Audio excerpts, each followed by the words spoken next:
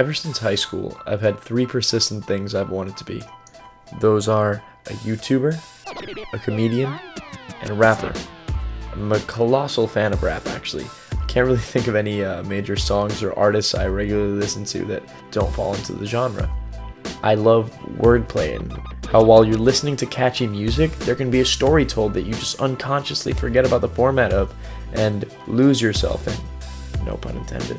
I grew up with Eminem being my introduction to rap, but then grew to love artists like 50 Cent, Akon, Nas, Lupe Fiasco, Mike Shinoda, Chris Webby, Macklemore, Kendrick Lamar, and of course loads of others I could sit here listing all day. But there is one person who I cannot stress how big a fan of I am, that encompasses all three of my dreams. Hi, my name's Dave Burd. I have an appointment today. It's probably under Lil Dicky, actually. I'm a rapper, so. Okay. That man is David Burd, also known as Lil Dicky. AKA Young Dick. AKA the original pancake. AKA Chipotle aioli. I think Dicky's one of my favorite rappers of all time at this point in my life. I really think he's incredible, and I see him as a huge inspiration to me. So I decided to make this video about why Lil Dicky is one of the greatest rappers of our time. Dave, nice to meet you. You're a rapper? Yep. No, he's not like a rapper. He's like a funny rapper. He raps about like, like how small his dick is and like how he's like a funny looking little white guy. Oh, yeah, that's funny. No, seriously, he is. Hear me out. Some people have said Drake is the everyman of rap. I disagree with the statement entirely. I think that figures like Drake, Jay-Z, and 2 Chainz are completely unrelatable figures that are treated by society almost like mythological gods, sometimes to the point that they believe themselves to be too. Come and have a good time with G.O.D. I believe there's a God above me. I'm just the God of everything else. No, if anyone is the everyman of rap, it's Lil Dicky. Alright, look, picture Kanye West for a second. What are you seeing? Probably a pair of expensive shades, Shutter or otherwise, some Yeezys, designer t-shirt with holes in it, skinny jeans, and a gigantic, almost sarcastically large gold chain. Now picture Lil Dicky. Or even just Google images of Lil Dicky. His trademark look is dressed down with shaggy unkempt hair, a wild beard that hasn't been shaped in quite a while, a t-shirt or sweatshirt, and basketball shorts, or maybe even his boxers. At his most dressed up, which is in this picture here, clearly a modeling shot for his upcoming album at the time, Dave is dressed in a button-up collared shirt that looks like it came from H&M or even Goodwill. He's dressed just like an average guy, and this is in his music videos, at concerts, out in public, you name it. It's not that he doesn't care about his image, just the opposite. This is a brilliantly crafted part of Dicky's massive popularity that comes effortlessly to him, always just looking like an average Joe, a 20-something slacker who threw on whatever in his probably somewhat untidy room, just like most of us. Now tell me that Drake would ever be caught dead looking like this. Okay, look, remember this picture, we're gonna come back to it. Now, let's talk about comedy rap for a second. I'm a little teapot, short and stout. Here is my handle, here is my spout. When you think of this subgenre of rap, you might think of artists like The Lonely Island, who have made hugely successful comedy rap songs that I love to this day, like I'm on a Boat, Like a Boss, YOLO, and so many more. However, these guys follow in the footsteps of Weird Al Yankovic and his parody songs, in that their music airs on the ridiculous despite its production value. When you listen to The Lonely Island or Weird Al, you don't generally think of them as musicians first. You think of them as comedians telling a joke through the medium of music, and even making fun of that music in the process. I'm on a Boat is a great example of this. When I first heard this song, I was in tears. They were singing about such a mundane thing, but they were obviously making fun of rappers who talk about doing things like going to the strip club and spending money or having expensive jewelry or clothing, and make songs out of just those premises. Seriously, it's ridiculous. Even the presence of T-Pain furthers this, as the rapper clearly pokes fun at himself for doing this sort of thing so famously. This is just the opposite of what you get with Lil Dicky. When you listen to Dicky's music, as well as The Lonely Island, yeah, you get a good quality song that's well produced with powerful delivery and talented rappers. But the verbiage of The Lonely Island is comical and unrealistic, with a trademark over-the-top style used in an attempt to mock rappers who go hard. However, with Dicky, you get a more consistent and solid flow, and even when the songs are silly, you don't think this guy is making fun of or disrespecting rap. Sure, you laugh and it's evident this isn't gangster rap, but there's very little indication that it's trying to be. He's a rapper first and a comedian second. This becomes incredibly apparent the further in his career he got once he started getting noticed and started cementing what he wanted to do with his rap. Let's take the song Personality for example. Since this song once again has T-Pain in it, the same guy who made it extremely clear in I'm on a Boat that he was making fun of rappers, in this song, Dick talks about how he isn't a stud at all, but that he's more of a boyfriend type that uses his personality and not looks and muscles to get girls. While the song is funny, no part of it makes you think he's disrespecting the rap game. He's being his most genuine self and telling a true story, and while this may seem to poke fun at guys talking about having huge dicks or money and getting girls that way, it isn't at all. Really listen to the song. He never disparages these guys for their methods, he just lays out his, and his delivery is so perfect that you really get lost in the lyrics and the beat. The lyrics aren't ridiculous and innocuous like those of I'm on a Boat. This is a genuine song detailing who David Burd is and his relationship with women. Let's listen to a few lyrics from each. In I'm on a Boat, we get Brooklyn, I'm on a boat, motherfucker. Fuck trees, I climb buoys, motherfucker. I'm on the jet with my boys, motherfucker. The boat engine make noise, motherfucker.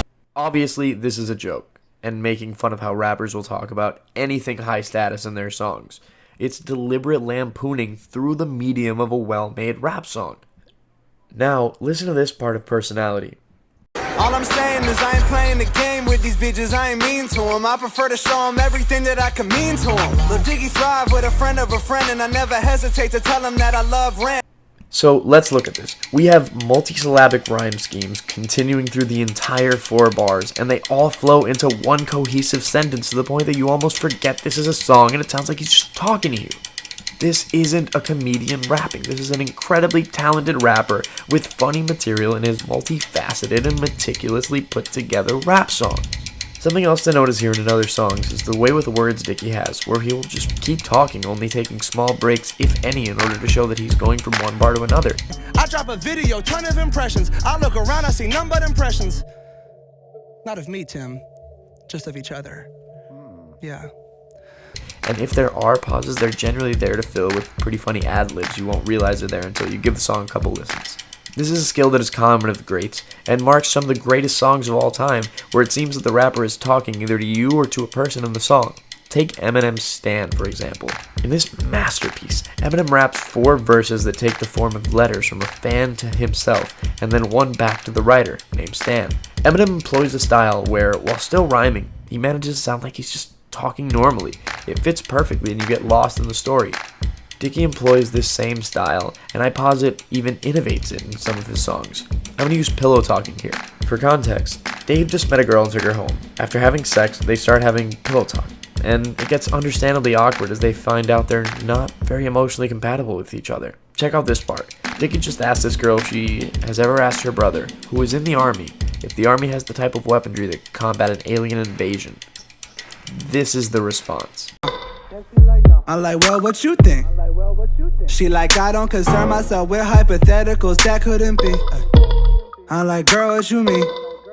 She like, I don't believe in the war, in aliens. Hold up, wait. Girl, what you saying? That all of the life in the universe happens to be where you stand? I guess. What an enormous coincidence that shit would be. Do you see what I'm saying? See that? While it is a conversation, every pause was perfectly measured. He's talking like Eminem and Stan, but adding in the comedic timing of a comedian on stage recounting a funny story. It isn't all slow either. Check out this part later where the girl says she's vegetarian but isn't opposed to the concept of hunting. Alright, hold up. Just because we not running around with a bow and arrow doesn't mean we not hunting these chickens. We just set the place to do our hunting intelligently enough to manipulate these animals and get them to do exactly what we want. Honestly, I really want to show you more of this video, but just go watch it for yourself. There was so much packed in there, but it felt like so little because of the rate at which he's talking. It's said quickly and rhythmically, but sounds like he's just chatting with someone in his normal voice. He brings to the table the flow and immersive writing of Eminem with the joke-telling timing of Chris Rock, the type of mastery over words you see from the likes of Louis C.K. Oh, they was sleeping, but now they awake. Is he a Drizzy or Louis C.K.? If he was both of them bitches, with both of them businesses, shit would be crickety cray. Not to mention the things he raps about aren't the hyper-realism of Drake, Kanye West, or Jay-Z. I can't relate to I just bought a Picasso or I bought this one a purse, I bought this one a truck. Because I've never done those things. But I have gotten way too high or gone a relatively long period of time without getting laid, or had a classic male pregame where I ended up staying in with my buddies and drinking and talking about movies. Don't get me wrong, I fully understand why Dicky isn't taken seriously. Everyone does. Every day, guys, I'll be watching you. I'll be watching you. He's mostly known for his funny rap. He even pokes fun at the way people see him in his most recent video, Freaky Friday. It's a whole other dimension of his self-aware style of rap. He knows his niche so well that he freaking jokes about the fact that people think of him as a joke and uses that as the premise for a song. Do you not see how good this guy is? There's so many levels to his shit. He is an absolute genius of rap. And yes, of rap, not of comedy. He is a rapper first and a comedian second. Don't take my word for it. The rap game totally recognizes Dicky's drive and talent, as we can see in Professional Rapper. This song is brilliant. It's another conversational type song where he has a literal job interview with Snoop Dogg, representing the head of the rap game, so to speak. First off, his transparency in the song is so great that he literally lays out his entire business plan in it, detailing how he plans to sell himself and the strategy he has based on the market demand for people to realize he's really rapping. What's your legacy? Well, I wanna be the dude that came in and made a stand-up rap with the random rap and a man like that. For the people that was anti-rap, yeah, the fans of rap started to recognize the anti-rap is ironically one of the real brands of rap left. And in a symbolic gesture of accepting Lil Dicky into the rap game, Snoop hires him as a professional rapper. Also, remember that goofy photo of him from before? Okay, that was from when he was named a 2016 XXL freshman, which is basically the highest honor you can receive as an up-and-coming rapper entering the mainstream.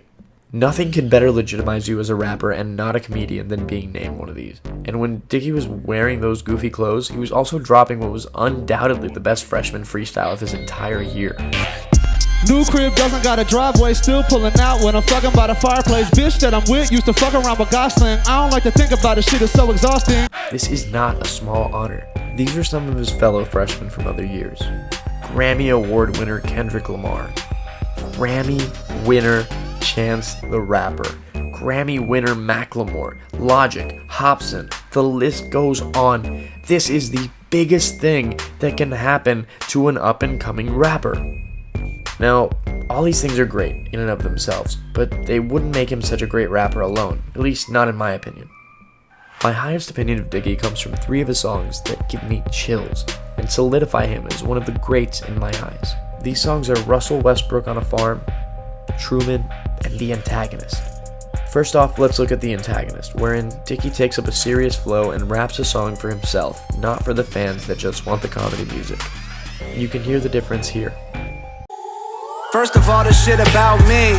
I ain't made this shit for y'all, that's the damn theme. I've been waiting pretty long to get on some shit and rip it for Dicky, so just consider this my damn theme. Here's what sets him apart from other rappers and comedy rappers alike. He makes serious music that gets unbelievably personal and shows his most vulnerable sides.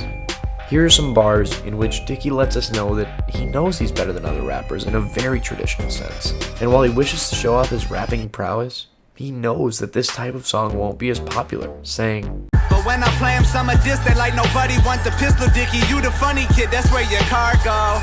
His anger at an unknown antagonist grows throughout the piece, with his tone becoming more and more ragged and angry. Here's the problem I've been having. I want to make my favorite type of music, and the shit I like to bump is not the type I'm brewing. I be on that fuck the world, you motherfuckers losing type of shit. Like all you haters, look at what the fuck I'm doing. Here we see David Burd rapping. Not the comedy persona of Lil Dicky, but the talented and passionate rapper with a brilliant propensity toward music, upset that he's being pigeonholed to being just a comedian. And then denying that from happening by dropping real, serious bars, all in one song, saying he's better than anyone in the mainstream who's serious, which I actually agree with him about. Then he makes clear what he gave up to chase after this dream. Again, making himself transparent and relatable to the average young person in the middle class. David gave up a great job at an ad agency where he was on track to have the traditional American dream, and he quit when his music started getting extremely popular in order to pursue that. Next up, let's look at my personal favorite song, Russell Westbrook on a Farm. The title's an allegory to Dave's life, and he implores his talking to the audience style of rap, in which basketball player Russell Westbrook grows up on a farm and never knew his passion for basketball until long after he was on a long decided path of farming, raising a family, and tending to them both until he died. He goes out one day and accidentally finds a court and tries out playing and instantly falls in love. He becomes so good that he eventually leaves behind the farm and is recruited into the NBA and becomes happier than he ever could have imagined. If you listen to the song once again, you get lost in the story and forget that this man is rhyming words skillfully and in perfect time to a beat, something that takes hours or even days of practice to master for a single piece. But he so beautifully paints out for us what it was like for him to go astray from the perfectly comfortable path that he would have been reasonably happy with in order to pursue this. For context, this song was made right around the time Dicky had officially quit his job and was really going for rapping as his long-term career. And his combination of uncertainty and unbridled confidence are captured amazingly, not just in his lyrics, but in his very flow and tone of voice in the first half of the song, where he lays out all his feelings about the future of his career and his belief in his own talent. This song, by the way, came 3 years before he was named XXL Freshman and over 2 years before his first album came out. So he really did not know if he would make it where he dreamed of, but he believed he would be great. Just listen not just to his words, but to his tone and delivery here.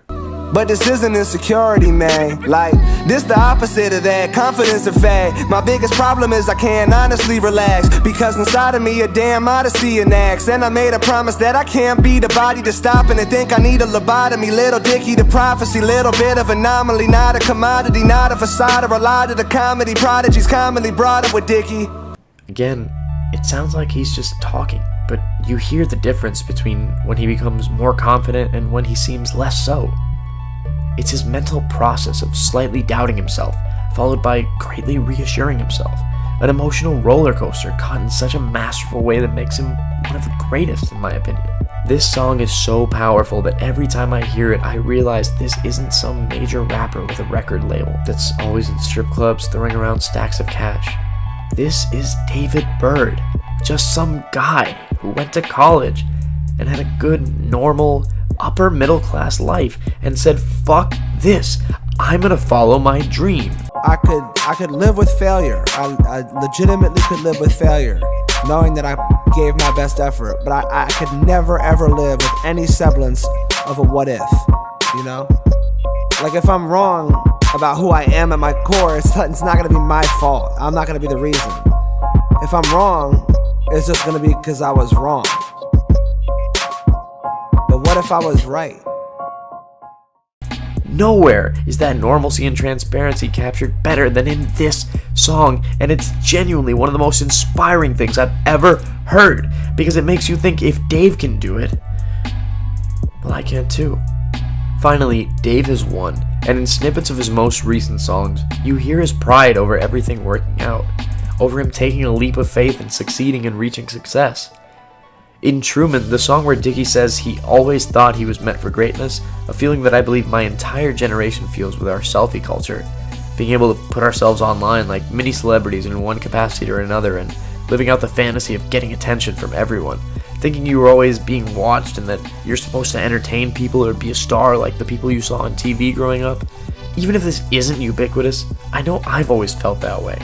The way he describes when he says to a girl that asked him how he works so much, Ask if she ever saw the Truman Show. She like, yeah. I'm like, well, when I saw that shit, I was convinced I was living like Jim. A similar situation where I was the basis of everyone's entertainment. Like, really up in the basement, talking to y'all in the mirror, because I thought that Lil David was some American hero. I know it's selfish and all, but I just felt it's my call. That spoke to me like nothing else, and the way he describes feeling trapped as an adult in the same song is something I feel most people can probably relate to in a way that they can't with any other mainstream rapper. He's just like us. He even used rap music to have a cathartic release from his monotonous life that he wished he could escape, but is too scared to take the plunge and really go for the thing he deeply wants that we know he would regret not going for in the future if we look back and see that we didn't do it. He did the thing most of us wish we could do, and thus he becomes the most transparent and relatable rapper ever. because he's just a regular guy like the rest of us. And yet he made it to the upper echelon and is living his dream. And his life is unbelievable at this point, but it is real. Dicky is a success story that we all wish we could have. And he seems like a genuine and really likable guy.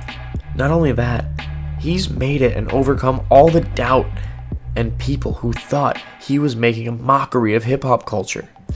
He has worked with some of the biggest names in rap and revolutionized the genre as well as comedy, all through his own means, and we, the consumer, both allow him to live out his dreams and are able to be inspired and believe that we too can do what David Burd did. This year, on the same day that I turned 24, Dicky turned 30. That means I'm about the same age Dave was when he started going for his dream actively. So, I think I'm about ready to start going for mine. Don't take my word for it. He mentions it himself in the most fulfilling way possible. I mean, if I'm being completely transparent with y'all, like my lifestyle hasn't really changed that much. Okay, so that was our first video on the channel.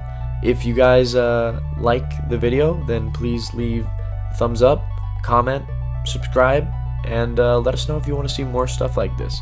We're going to be having stuff come out every Friday, so prepare for regular uploads of sort of this kind of thing.